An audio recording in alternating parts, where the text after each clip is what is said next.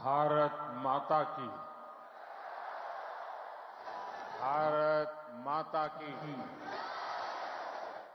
भारत माता की। महाराष्ट्र के लोकप्रिय मुख्यमंत्री एकनाथ शिंदे जी, केंद्रीय मंत्रिमंडल के मेरे साथी अनुराग ठाकुर, भारती पवार, निशित प्रामाणिक, महाराष्ट्र के डिप्टी सीएम देवेंद्र फडणवीस, अजित पवार जी, सरकार के अन्य मंत्रीगण, अन्य महानुभाव और मेरे युवा साथियों, आज का ये दिन भारत की युवा शक्ति का दिन है। ये दिन उस महापुरुष को समर्पित है जिसने गुलामी के कालखंड में भारत को नई ऊर्जा से भर दिया था। ये मेरा सौभाग्य है कि स्वामी विवेकानंद की जयंती पर मैं आप सब नौजवानों के बीच नासिक में हूं। मैं आप सभी को राष्ट्रीय युवा दिवस की शुभकामनाएं देता हूं। आज ही भारत की नारी शक्ति की प्रतीक राजमाता जिजाऊ मां साहब की भी जन्म जयंती है। राजमाता जिजाऊ मांसाहेब यांच्या जयंती दिनी त्यांना वंदन करण्यासाठी मला महाराष्ट्राच्या वीरभूमीत येण्याची संधी मिळाली, याचा मला अतिशय आनंद आहे। मी त्यांना कोटी कोटी वंदन करतो।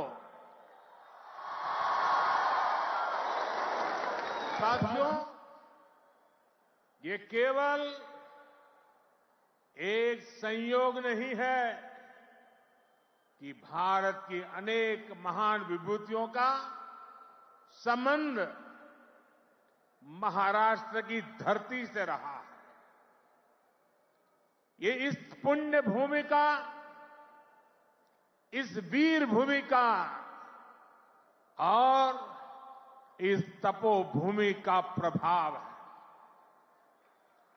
इस धरती पर राजमाता जिजाऊ मां साहब जैसी मातृशक्ति ने छत्रपति शिवाजी महाराज जैसे महानायक को गढ़ा।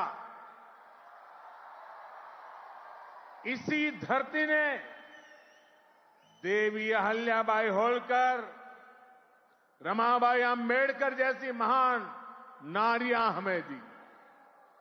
इसी धरती ने लोकमान्य तिलक, वीर सावरकर, आनंद कन्हेरे, दादा साहब पोटनीस, चाफेकर बंधु जैसे अनेक सपूत हमें दिए।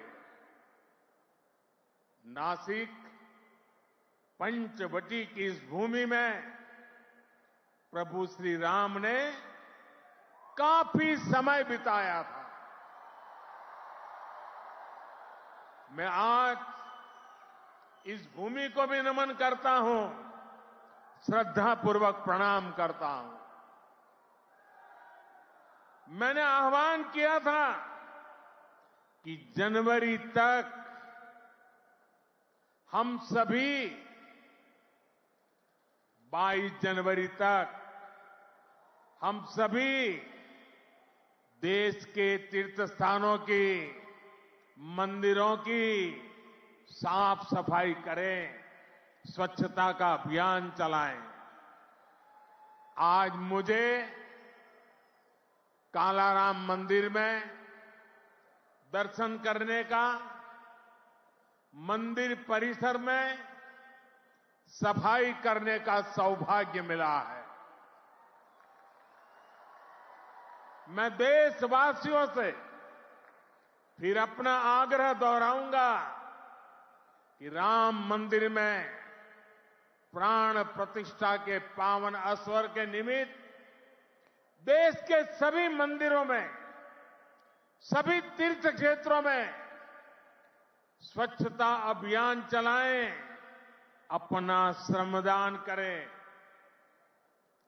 मेरे युवा साथियों, हमारे देश के ऋषियों, मुनियों, संतों से लेकर सामान्य मानवी तक सभी ने हमेशा युवा शक्ति को सर्वोपरि रखा है। श्री अरविंद तो कहते थे कि अगर भारत को अपने लक्ष्य पूरे करने हैं तो भारत के युवाओं को एक स्वतंत्र सोच के साथ आगे बढ़ना होगा। स्वामी विवेकानंद जी भी कहते थे, भारत की उम्मीदें भारत के युवाओं के चरित्र, उनकी प्रतिबद्धता पर टिकी है, उनकी बौद्धिकता पर टिकी है। श्री अरबिंदो स्वामी विवेकानंद का ये मार्गदर्शन आज 2024 में भारत के युवा के लिए बहुत बड़ी प्रेरणा है। आज भारत दुनिया की टॉप 5 इकोनॉमी में आया है।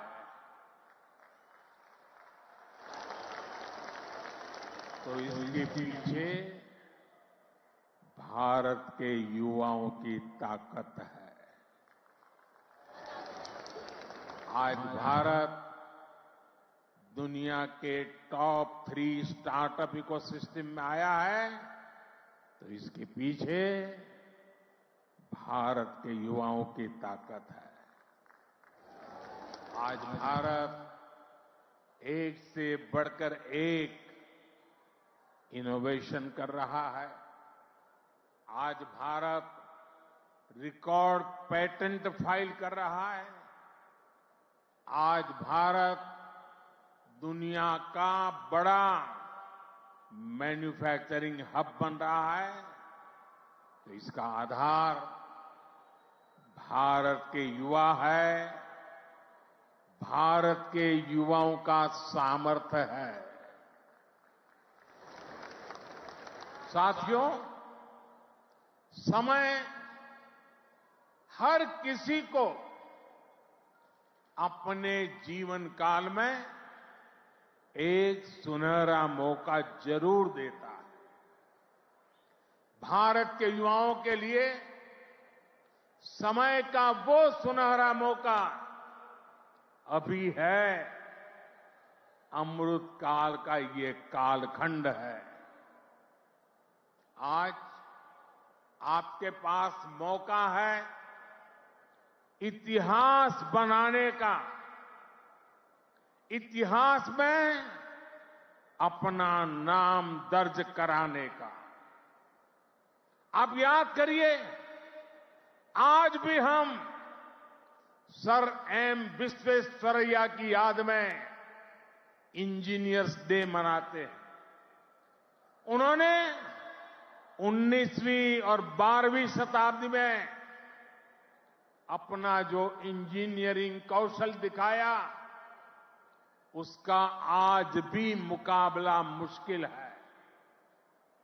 आज भी हम मेजर ध्यानचंद को याद करते हैं।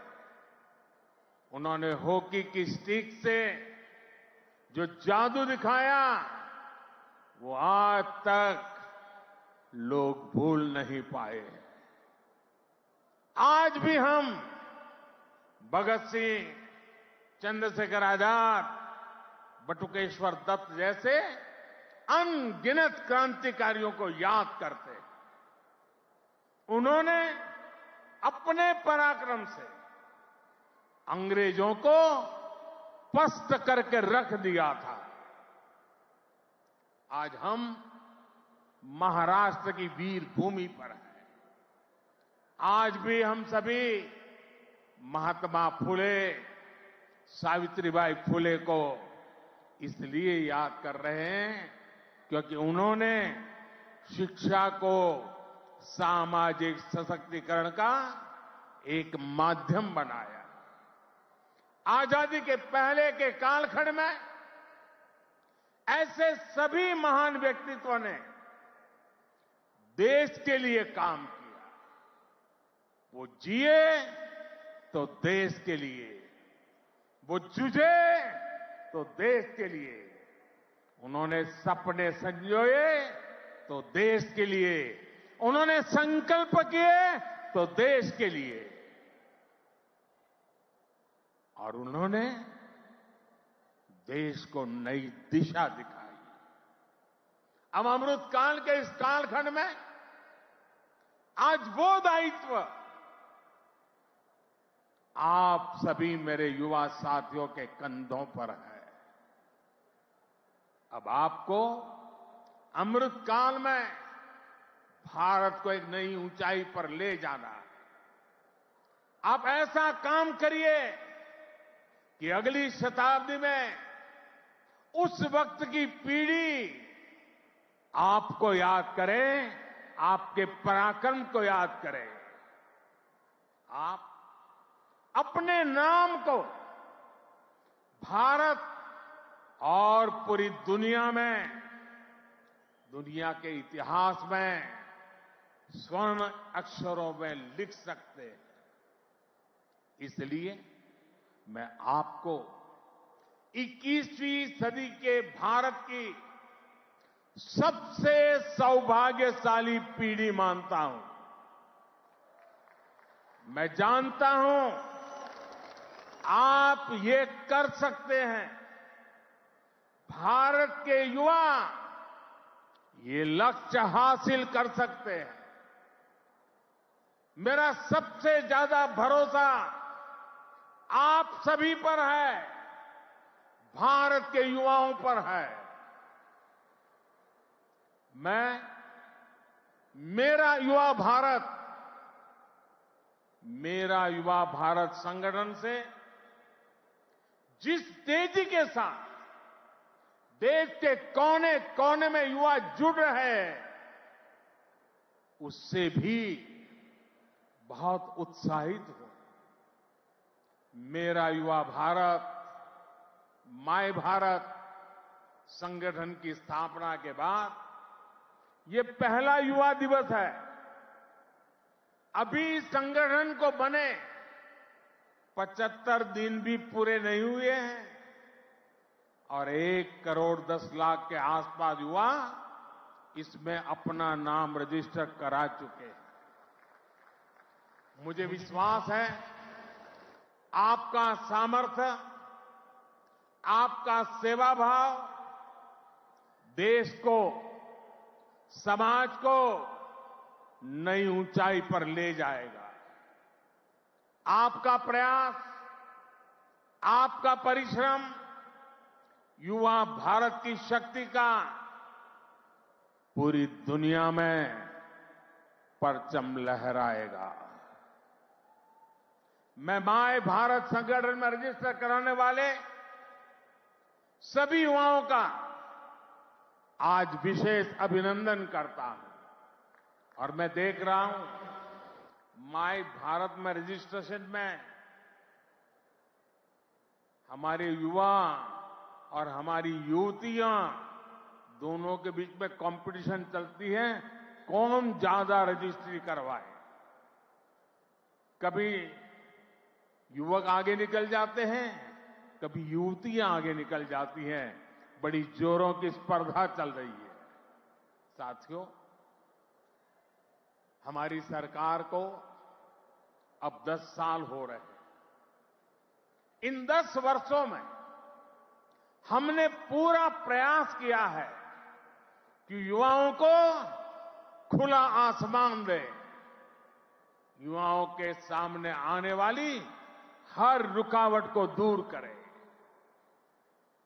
आज चाहे शिक्षा हो, रोजगार हो, एंटरप्रेन्योरशिप या इमर्जिंग सेक्टर्स हो, स्टार्टअप्स हो, स्किल्स या स्पोर्ट्स हो, देश के युवाओं को सपोर्ट करने के लिए हर क्षेत्र में एक आधुनिक डायनेमिक इकोसिस्टम तैयार हो रहा है।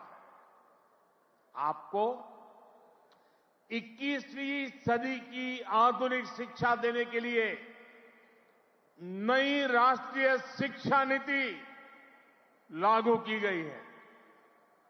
युवाओं के लिए अब देश में आधुनिक स्किलिंग इकोसिस्टम भी तैयार हो रहा है।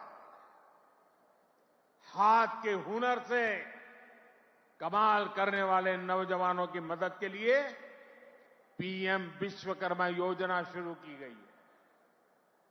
पीएम कौशल विकास योजना की मदद से करोड़ों युवाओं को स्किल से जोड़ा गया है। देश में नए आईआईटी, नए एनआईटी लगातार खुलते जा रहे हैं। आज पूरी दुनिया भारत को एक स्किल्ड फोर्स के रूप में देख रही है। विदेश में हमारे युवा अपना कौशल दिखाया पाए, इसके लिए सरकार विदेश जाने वाले युवाओं को ट्रेनिंग भी दे रही है। France, Germany, UK, Australia, Italy, Austria जैसे अनेक देशों के साथ सरकार ने जो मोबिलिटी समझौते किए हैं, उसका बड़ा लाभ हमारे युवाओं को मिलेगा। साथियों, युवाओं के लिए नए अवसरों का आसमान खोला जाए। सरकार इसके लिए हर क्षेत्र में पूरी शक्ति से काम कर रही है। देश में ड्रोन सेक्टर के लिए नियम सरल बनाए गए हैं। सरकार आज एनिमेशन, विजुअल इफेक्ट्स, गेमिंग और कॉमिक सेक्टर्स को प्रमोट कर रही है। एटॉमिक सेक्टर, स्पेस और मैपिंग सेक्टर को भी खोला गया है। आज हर क्षेत्र में पिछली सरकारों से 2 गुनी, 3 गुनी रफ्तार से काम किया जा रहा है। ये जो बड़े बड़े हाईवे बन रहे हैं, वो किसके लिए है? आपके लिए, भारत के युवाओं के लिए। ये जो नई नई वंदे भारत ट्रेनें चल रही है, वो किसकी सहूलियत के लिए? आपके लिए, भारत के युवाओं के लिए। हमारे लोग विदेश जाते थे, वहां के पोर्ट, वहां के एयरपोर्ट देखकर सोचते थे कि भारत में ऐसा कब होगा। आज भारत के एयरपोर्ट्स दुनिया के बड़े से बड़े एयरपोर्ट का मुकाबला कर रहे हैं। कोरोना के समय आपने देखा है, विदेशों में वैक्सीन के सर्टिफिकेट के नाम पर कागज थमाया जाता है। ये भारत है जिसने हर भारतवासी को वैक्सीन लगाने के बाद डिजिटल सर्टिफिकेट दिया। आज दुनिया के कितने ही बड़े देश हैं जहां पर लोग मोबाइल डेटा इस्तेमाल करने से पहले 100 बार सोचते हैं। वहीं आप भारत के युवा हैं जो इतना सस्ता मोबाइल डेटा इस्तेमाल कर रहे हैं कि दुनिया के लोगों के लिए अजूबा है, कल्पना से परे है। साथियों, आज देश का मिजाज भी युवा है और देश का अंदाज भी युवा है। और जो युवा होता है वो पीछे नहीं छोड़ता, पीछे नहीं चलता, वो स्वयं लीड करता है। इसलिए आज टेक्नोलॉजी की फील्ड में भी भारत फ्रंट से लीड कर रहा है। चंद्रयान और आदित्य L1 उसकी सफलता हमारी आंखों के सामने है। Made in India INS Vikrant जब समंदर की लहरों से टकराता है तो हम सभी का सीना चौड़ा हो जाता है। जब लाल किले से मेड इन इंडिया तोप गरजती है तो देश में एक नई चेतना जग जाती है। जब भारत में बना फाइटर प्लेन तेजस आसमान की ऊंचाई नापता है तो हम गर्व से भर जाते हैं। आज भारत में बड़े बड़े मॉल से लेकर छोटी छोटी दुकान तक हर तरफ UPI का इस्तेमाल हो रहा है और दुनिया हैरान है। अमृतकाल का आरंभ गौरव से भरा हुआ है। अब आप युवाओं को इस अमृतकाल में इससे भी आगे लेकर जाना है, विकसित राष्ट्र बनाना है। साथियों, आपके लिए ये समय सपनों को विस्तार देने का समय है। अब हमें केवल समस्याओं के समाधान नहीं खोजने हैं, हमें केवल चुनौतियों पर विजय नहीं पानी है, हमें खुद अपने लिए नए चैलेंजेस तय करने होंगे। हमने 5 ट्रिलियन इकोनॉमी का लक्ष्य सामने रखा है। हमें दुनिया की तीसरी सबसे बड़ी अर्थव्यवस्था बनना है। हमें आत्मनिर्भर भारत अभियान के सपने को सिद्धि देनी है। हमें सर्विसेज और IT सेक्टर की तरह भारत को विश्व का मैन्युफैक्चरिंग हब भी बनाना है। इन आकांक्षाओं के साथ साथ भविष्य के प्रति हमारी जिम्मेदारियां भी है। जलवायु परिवर्तन की चुनौती हो, प्राकृतिक खेती को बढ़ावा देना हो, हमें लक्ष्य बनाकर तय समय में इन्हें प्राप्त करना है। साथियों, अमृतकाल की आज की युवा पीढ़ी पर मेरे विश्वास की एक और वजह है और वो खास वजह है। इस कालखंड में देश में वो युवा पीढ़ी तैयार हो रही है जो गुलामी के दबाव और प्रभाव से पूरी तरह मुक्त है। इस पीढ़ी का युवा खुलकर कह रहा है, विकास भी और विरासत भी। ये लोग आयुर्वेद तो हमारे देश में योग हो या आयुर्वेद हो, हमेशा भारत के लिए एक पहचान के रूप में रहा है। लेकिन आजादी के बाद इन्हें ऐसे ही भुला दिया गया। आज दुनिया इन्हें स्वीकार कर रही है। आज भारत का युवा योग आयुर्वेद का ब्रांड एम्बेसडर बन रहा है। साथियों, आप अपने दादा दादी, अपने नाना नानी से पूछिएगा, वो आपको बताएंगे कि उनके दौर में रसोई में बाजरे की रोटी, कोदो, कुटकी, रागी, ज्वार यही तो हुआ करता था। लेकिन गुलामी की मानसिकता में इस अन्न को गरीबी के साथ जोड़ दिया गया, इन्हें रसोई से बाहर कर दिया गया। आज यही अन्न मिलेट्स के रूप में, सुपर फूड के रूप में वापस रसोई में पहुंच रहे हैं। सरकार ने इन मिलेट्स को, मोटे अनाज को श्री अन्न की नई पहचान दी है। अब आपको इन श्री अन्न का ब्रांड एम्बेसडर बनना है।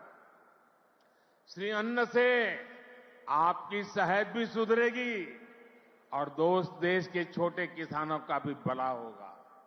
साथियों, आखिर में एक बात राजनीति के माध्यम से देश की सेवा की भी करूंगा। मैं जब भी ग्लोबल लीडर्स या इनोवेटर से मिलता हूं तो उनमें मुझे एक अद्भुत आशा दिखती है। इस आशा की, इस आकांक्षा की एक वजह है डेमोक्रेसी, लोकतंत्र। भारत मदर ऑफ डेमोक्रेसी है, लोकतंत्र की जननी है। लोकतंत्र में युवाओं की भागीदारी जितनी अधिक होगी, राष्ट्र का भविष्य उतना ही बेहतर होगा। इस भागीदारी के कई तरीके हैं। अगर आप सक्रिय राजनीति में आते हैं तो आप परिवारवाद की राजनीति के प्रभाव को उतना ही कम करेंगे। आप जानते हैं कि परिवारवाद की राजनीति ने देश का कितना नुकसान किया है। लोकतंत्र में भागीदारी का एक और महत्वपूर्ण तरीका है कि आप अपनी राय वोट के जरिए जाहिर करें। आप में से बहुत से लोग ऐसे होंगे जो इस बार जीवन में पहली बार वोट डालेंगे। फर्स्ट टाइम वोटर्स हमारे लोकतंत्र में नई ऊर्जा और शक्ति ला सकते हैं। इसलिए वोट करने के लिए आपका नाम लिस्ट में आए, इसके लिए जल्दी से जल्दी सारी प्रक्रिया पूरी कर लीजिए। आपके पॉलिटिकल व्यूज से ज्यादा जरूरी है कि आप देश के भविष्य के लिए अपना वोट डालते हैं, अपनी भागीदारी कराते हैं। साथियों, अगले 25 वर्षों का ये अमृत काल आपके लिए कर्तव्य काल भी है। जब आप अपने कर्तव्यों को सर्वोपरि रखेंगे तो समाज भी आगे बढ़ेगा, देश भी आगे बढ़ेगा। इसलिए आपको कुछ सूत्र याद रखने होंगे। जितना हो सके आप लोकल को, स्थानीय प्रोडक्ट को प्रमोट करिए। मेड इन इंडिया प्रोडक्ट का ही इस्तेमाल करिए। किसी भी तरह की ड्रग्स और नशे की लत से बिल्कुल दूर रहिए। इन्हें अपने जीवन से दूर रखिए। और माताओं, बहनों, बेटियों के नाम अपशब्दों का, गालियों का इस्तेमाल करने का जो चलन है, उसके खिलाफ आवाज उठाइए, इसे बंद करवाइए। मैंने लाल किले से भी इसका आग्रह किया था, आज फिर से दोहरा रहा। साथियों, मुझे विश्वास है आप सब, हमारे देश का एक एक युवा अपने हर दायित्व को पूरी निष्ठा और सामर्थ्य से पूरा करेगा। सशक्त, समर्थ और सक्षम भारत के स्वप्न की सिद्धि का जो दीप हमने जलाया है, वो इसी अमृत काल में अमर ज्योति बनकर विश्व को प्रदीप्त करेगा। इसी संकल्प के साथ आप सभी का बहुत बहुत धन्यवाद। भारत माता की दोनों मुट्ठी बंद करके पूरी ताकत से आप जिस राज्य से आए हैं वहां तक आपकी आवाज पहुंचनी चाहिए। भारत माता की, भारत माता की, भारत माता की, भारत माता की। वंदे वंदे वंदे वंदे वंदे वंदे वंदे वंदे वंदे। धन्यवाद। बहुत बहुत धन्यवाद।